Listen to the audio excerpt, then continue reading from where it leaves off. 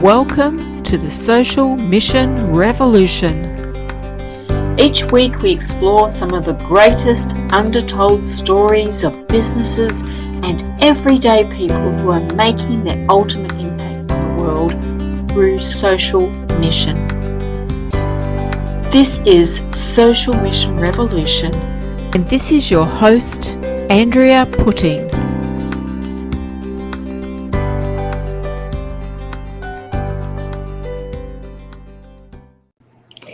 Welcome to the Social Mission Revolution. My guest today is David Rooney, and I'm very excited to hear what David's Rooney Social Mission is all about. So let me introduce David. He's after suffering the worst mental health he's ever experienced. David made the decision to pack up and leave Melbourne during COVID lockdown. That would have been the second COVID lockdown, I'm assuming, David, not the recent one. The second one, yeah. The big long one. Yeah, that's the one. Yeah. So he left his job in radio and now he is launching a skincare brand that donates a quarter of profits to encourage conversations about mental health, and he couldn't be happier. And this is a really important topic for right now because mental health is really suffering with the COVID lockdowns. So welcome, David. Thank you so much for having me. So I'd love to know, I'm curious to know all about this and where it all came from. But first of all, I have to ask you my question I like to start with. If there was just one thing for you to fight for, what would that be? I think it would be for everyone to feel comfortable in their own skin. And when I say that, I don't just mean aesthetically and on the outside. I mean people feeling confident in who they are as an individual and self-assured enough and showing themselves enough self-love to live a happy, healthy life. Yeah, because a lot of people don't, do they? So many people don't. We are so critical of ourselves. We have so much negative self-talk. And I think that kind of statement really resonates with me growing up and having to deal with my sexuality. I think there was a massive point in my life where I wasn't comfortable in my own skin. And then I had serious acne as well, wasn't comfortable in my own skin then. And I think the older you get, you start realizing the important things in life. And only now I'm kind of at a point where I'm starting to become comfortable in my own skin. Yeah. I really think that as young people, most of us have gone through, no matter what our life looks like, at some stage we've gone through not being comfortable in our own skin. It's almost like an identity crisis. Yeah. You're trying to figure out who you are. And I honestly don't know if you ever do fully figure out who you are, but the closer we can get to that, the better. Well, as we get older, we seem to settle into ourselves, I think. Yeah, and become more stubborn. Oh, yeah. Yeah, because, I know a lot. I've been around the block a few times. Yeah, don't tell me what to do. Yep. Yes, we could go on about that. So I'd love to hear about what you're working on and your new brand and what it's going to do. So COVID lockdown happened, and I was going through a horrible experience at my work, like some of the worst bullying that I've ever experienced. And then you put that on top of COVID lockdown and my mental health was just absolutely atrocious. Absolutely, I understand that. Yeah. And one of the things that kind of saved me during that time is me and my friend Jordan would go for socially distanced walks around the park in Melbourne. And what started as walks to just kind of talk about life and make sure checking in, seeing that we're okay, turned into brainstorming sessions about business ideas that we could potentially get off the ground. And one of those businesses was the one we're launching now, Boring Without You.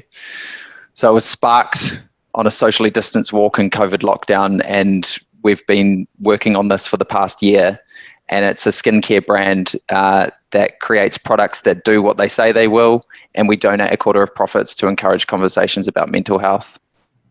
That's awesome. That's wonderful. And it shows that the power of something that we really neglect, in that spending time with somebody, just talking.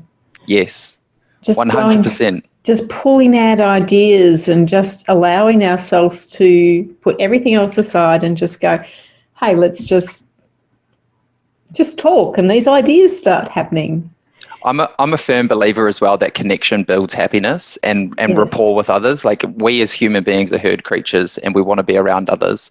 And I was going through such a tough time, and Jordan is the one that helped me through that, through those socially distanced walks. And then something amazing came of it. We still have such a long way to go. Like, we haven't even launched yet. We're hoping to launch it at the end of this year, but we're still in the product development phase. And I'm sure you could appreciate with skincare, there's so many things that go into it. Oh yeah. And you need to get it right before you launch. Yeah. I actually used to work in skincare, so I do have a fair idea of what's involved in doing that. It is a lot of work, a trial and error, and making sure that you've got everything right, and you think you've got it right, and then somebody tries it and they just go, it's not working for me, and you got to tweak it a bit more and tweak. And so, that's the phase that we're in at the moment. Is we've finalized the formula to the point that me and Jordan are happy with it, and now we're doing that phase where you send it out to 50 family and friends and get their feedback on it. We're actually working on a Google form questionnaire this morning to get feedback on it. Yeah. So that's our next phase, and then you go through a bunch of testing following that as well. Yeah. And what's your target market with your skincare products? Target market is 16 to 26 year olds, because we're targeting people with acne. Yeah. That's our target market. Yeah. I'm looking at a sample of our packaging to my left, and I'm wondering whether I give you a sneak peek. Oh, go on. Sorry for those listening to this on a podcast. See it. Exactly. Go watch the video. I've got to cover a bit of it, but that's kind of so it stands out. It's bright and it's vibrant, and there's no skincare brands in Australia doing that sort of vibe at the moment. Yeah. So it reaches that particular market. Yeah. So what came first, the skincare or the social mission? We'll go into what your social mission more about in a minute, but yeah. The skincare idea definitely came first. But it was one of those things where me and Jordan were always adamant when we started a business, we wanted it to be more than just a business. We wanted it to be, we wanted to create something larger than ourselves that was actually going to serve society and serve the people that were our customers. Mm-hmm. And that's where our social mission came in as well. The more we looked into it, the more we realized through our own experiences and through the research that we did, the negative effects that having a serious skin condition has on your mental health. So there's a stat that says you're 2 to 6 times more likely to suffer from a mental health issue if you suffer from a serious skin concern, whether that's acne or eczema. And by 2030, mental health will be the biggest health concern in developed countries. So this is a pressing issue that we need to deal with right now. And if we as a business can impact that in any way, whether it be through starting conversations or donating money or raising awareness about the issue, then we want to be involved. Yes. So I acknowledge that fact that when you do have skin issues, and you're talking to someone who has had skin issues all their life. I've had psoriasis has been an issue since I've been very small, since I was a baby. However, I rarely have it on my face, but I understand that when I have had it, what an effect that has on, you just want to hide, you just don't want to be seen. It's it can be debilitating. And I just think when I have those things, what would it be like if I had this all the time? And also, like, the thing with I'm not sure on the stats on psoriasis, but 80% of people get acne at some point in their life. Absolutely. And 40% of adults have acne. So this is not an obscure medical condition. This is something that so many people deal with, yet as a society we demonize it, and we have such high beauty standards that people get a pimple on their face and stress out. And we want to change that. We want to normalize that having acne is normal. You shouldn't feel ashamed for having acne, but we're going to give you a product that will help support a healthy skin microbiome. Yeah. Excellent. And so, mental health I think mental health issues are growing and growing because of COVID. And I see that amongst just about everyone that you talk to. There's some kind of mental health issues as a result, especially in Melbourne where we've had so many lockdowns. So what is it that how are you going to be using, what is the vision that you see there that you're helping with? What do you mean specifically? Well, you're saying that the quarter of the percentage of the quarter of the profits will go towards conversations on mental health. How are you working with that? How do you see it happening? So we've got two ideas in mind. So either we partner with one charity and all the profits, the quarter of all those profits will go to that charity. Or we will have a system where customers can go on our website. Once they make a purchase, they can select from a category of charities what charity they want the money to go to. And then at the end of that financial year, the charity with the most votes, the money will go to them. The problem that we're facing at the moment is a lot of charities don't want to partner with you unless you've been in business for more than a year, so that they can see what your business is about and they can sense check it and that sort of stuff. So we're going through the process now of looking at potential charities that we would want to partner with, and then trying to convince them to partner with us as well, pretty much. But we've got a good few months to decide on how that structure is going to work. Yes. So choosing the charity to work with as a business, it is challenging, isn't it? Because there's so many different aspects that you've got to look at. Yeah, that's true. And there's this awesome website, I think it's an Australian website, that actually ranks charities on all these different categories, like what they spend their money on, how many employees they have, what percentage of the money that they raise actually goes to the cause. And I know of some charities where a lot of charities are a business, and I know some charities where the CEOs are driving Teslas and that sort of stuff. So we don't want to partner with those sorts of charities. We want to partner with charities who are actually doing the groundwork and getting things done. So the CEOs are on the push bikes. Yeah, or the bus. Yeah, well, that's true, because there are a lot of charities out there who do spend a lot of money on things you may not want them to spend money on. So there's a lot of due diligence that needs to be happen when you're looking at who you partner with. Yep, 100%. And what will probably end up happening is we'll have a massive list of a lot of smaller charities, and we'll probably end up getting customers to just vote for what charity that they want it to go to. Yeah. Because I think people like having ownership over that as well. Yes. Yeah, and that's what a lot of people that I've spoken to find that people like to have that interaction. They like to feel that they're helping something, that their purchase isn't just for them, it's for something better, and that helps people to make that decision around which products they're going to buy. They're going to buy the ones that, they're good for them, but they're also good for other people. Yep. Massively. I definitely agree with that. Yeah.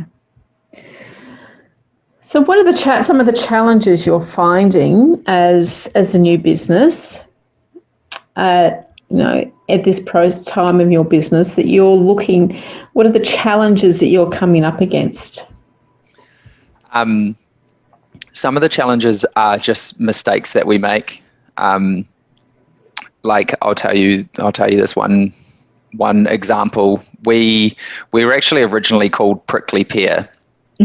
And we got all our branding done under the name Prickly Pear, spent thousands of dollars getting all our digital assets, our colors, our logo, everything. And then we decided to trademark the name Prickly Pear. And because Prickly Pear is a plant and it's also a skincare ingredient, you can't trademark that name when you're in the skincare industry. Uh-huh. And because trademarking a name is very, very crucial, we then had to rebrand everything, spend thousands of dollars again, work out our new positioning, our new name, our new logo, our new colors. And that's like $1,000, $2,000 down the drain before we've even launched. Plus, it set us back massively. So I think some of the biggest challenges that we're facing are just not knowing how to do things and taking the long road to figure it out, because you have to make a mistake and then you pivot and then you learn something new and then you pivot again. Yeah. But it's all part of the journey, and that's what makes it exciting as well. Yes. It's exciting making mistakes. As long as you are gentle on yourself. Yes. And that's something I'm still learning, is I'm finally getting to a point where if I make a mistake, my instant reaction is to be hard on myself, but I then have to be self-aware and check myself and acknowledge that making a mistake is good because you're learning. And also this is a chance to show resilience and to pick yourself up, dust yourself off and just keep going. Yeah. So, yeah, brushing everything off until being a learning experience. And now you've given a bit of insight to other people by being on the podcast and sharing that other people are going to go, well, hey, I need to do research to double check things like that before I go and spend thousands of dollars on them. Exactly. But the thing is you're never going to have all the answers. And sometimes you just got to get out there. You got to start and you got to do it, because the best way to learn is actually by doing. And you, as I said, you're never going to know everything. Yes. You're not. It's the whole thing's a learning curve. Life is a learning curve. Yeah, 100%. Yeah. So on a personal level, you're starting this business and it's not easy, but how does it make you feel when you think about your business, thinking of the long term, what you want to be doing with it? How do you feel when you get out of bed and you've got to face another day of working on this? How do I feel? Yeah, I think sometimes you get so caught up in the day-to-day, like what's next, what do we need to do, that you forget to think about the bigger picture and why you're doing it. And we've finally finalized our formula, and it's a product and a formula that will genuinely help people and will genuinely improve their skin and genuinely make them feel better. And it's the thought of doing that actually kind of inspires me and gets me out of bed and makes me excited for this to launch. And then we've got dreams of donating like $10 million to mental health causes. Like we're pretty ambitious with this. Like that's our 5-year, 7-year plan, is to donate $10 million to mental health causes. So that's also inspiring as well. But in all honesty, it's the actual how do I explain it? Like the actual creativity and working towards something larger than ourselves that kind of makes every day exciting and makes every day worth doing. Yeah. So that's And I think that's a big difference that people are finding when they engage in a social mission in a business, that it just makes that difference when things get tough. You can see that something that you're doing for somebody else that just... And I think you can, I think sorry to interrupt you there. I think you can also see the difference between the brands that do something for a marketing cause and the brands that do it for genuine intention. Yes. And genuinely wanting to help society. There's the skincare brand that I follow in America, and they promote on their Instagram so often that they donate 1% of profits to mental health. And I'm thinking in my head, 1% is like, yes, 1% is better than nothing. Don't get me wrong. Yeah. But to parade on about it and to position yourself as a social mission business when you only donate 1% of your profits, it just seems like a marketing ploy through and through. Yeah. And there is a lot of that. And trying to define the difference when you're buying your own things, it's kind of like, well, where do we draw this line?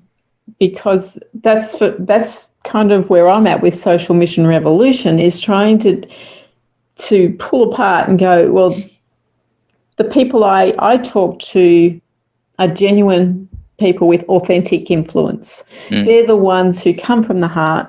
They're doing this because it speaks so strongly to them that they've just got to do it. Whereas it can easily be used for a market employee. But I think that always falls down. They're not going to have those... It'll fall down within their business in that they're missing out on having employees who are so excited and engaged because they're doing something. Yeah. So it's just kind of like, it's an obligation kind of thing, not because it comes from the heart. It just hasn't been drawn out with passion. So how do you create the vetting process for this podcast to determine who, like, when do you look at a business, how do you determine, they've got a genuine social mission as opposed to another business that might potentially not? Oh, it's a tough one. And and there is a fine line, because I do have a lot of people come to me and say, oh, my business is this, I have a social mission, and I look at it and I just go, no, you don't. Is there any criteria that you have, or is it more instinctual? Or I think it's more instinctual.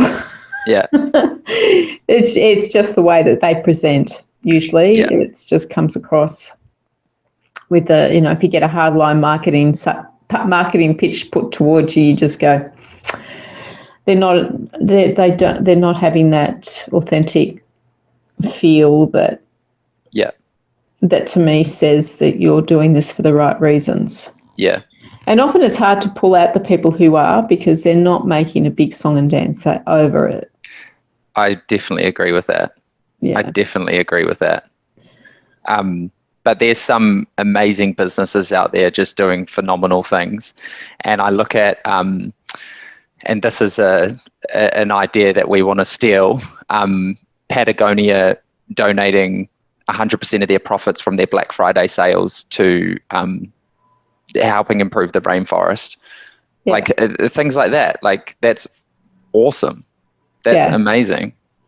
Yeah. And that is a genuine brand who is out there doing things because they feel it's the right thing to do, not because it's all about making money. And that's the difference also in a business is that, are we all about the profit, or are we all about the difference that we can make? Yeah. So. Yeah, and that gets even harder when you when, say, a company goes public and you have a board of investors who are driven by profit. Yeah.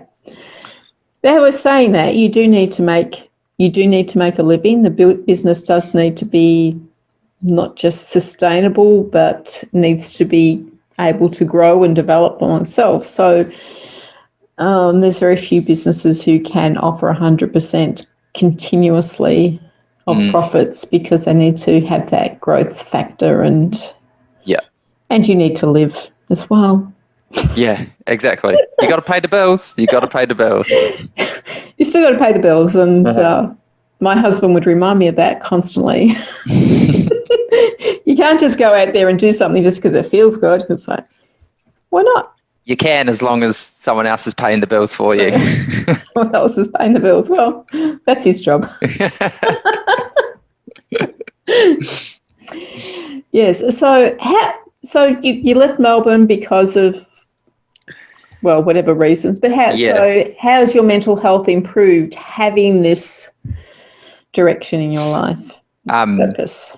Yeah, I think like what I experienced in Melbourne was like so horrible. I wouldn't wish it upon anyone.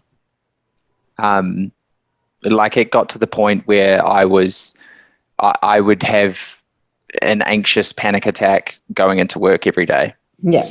Because of the bullying situation. And then we got thrown into lockdown, and I don't know if you remember, but at the time everyone thought it was going to be like 2 weeks. I lifted up my computer, carrying it to home from work, thinking, I'm going to come back in 2 weeks, it'll be fine. And then 2 weeks turned into 4 weeks, and 4 weeks turned into 8 weeks, and then 4 or 5 months or something. I think having that lockdown and not being able to have a social life really exacerbated the fact of whether you enjoy your job or you don't. Yeah. And if you were only doing your job for 10, sometimes 12 hours a day, and you didn't have the social life to offset that, then it, for me anyway, it just gradually threw me into a deeper, anxious, depressive state. And then the second lockdown got announced, and 3 weeks later, I caught a flight back to New Zealand. So that's where I am now.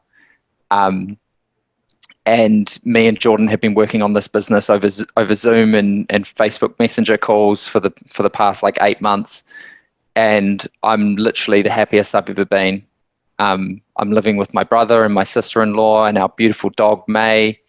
And every morning I get to wake up and I work on this, and I do some copywriting work as well. That's what brings in the pay at the moment. But yeah, it's been a massive switch.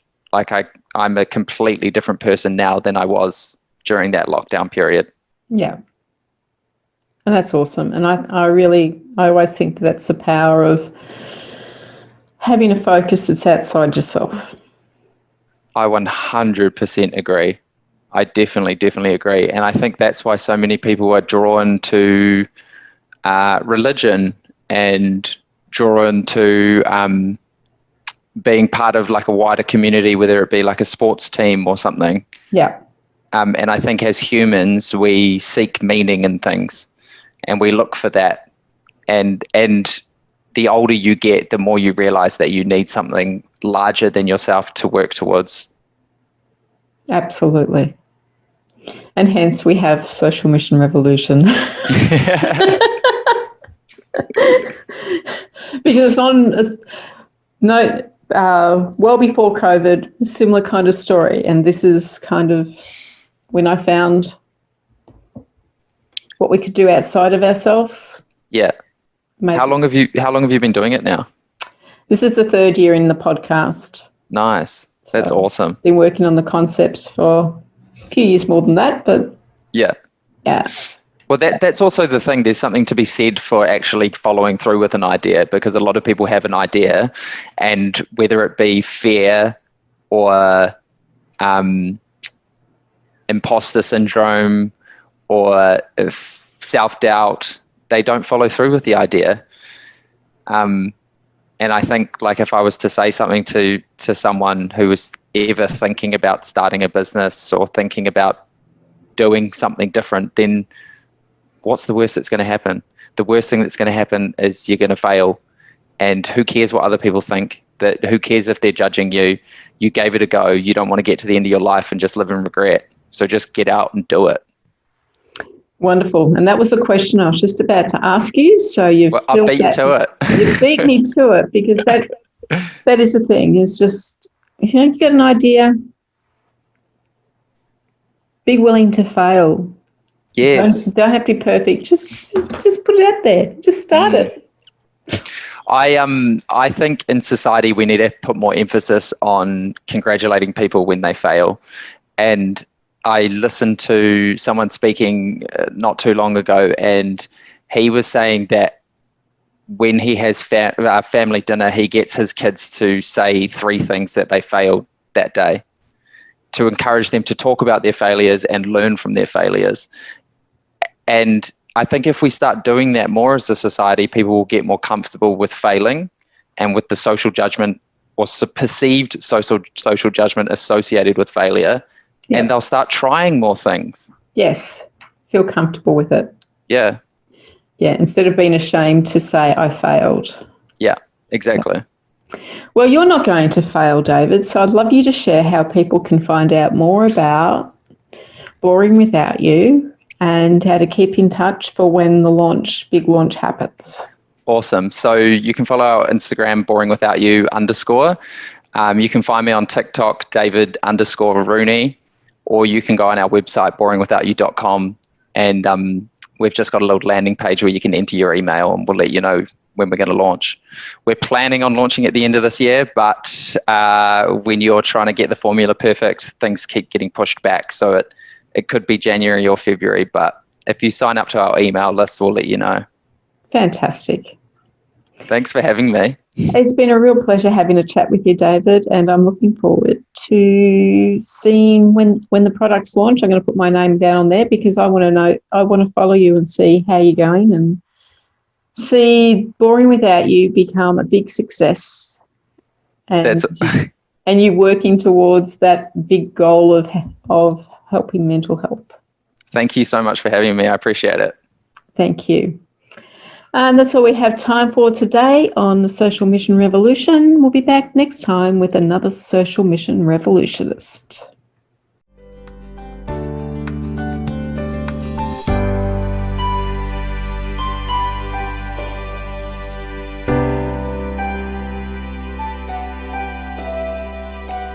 This has been the Social Mission Revolution with Andrea Putting.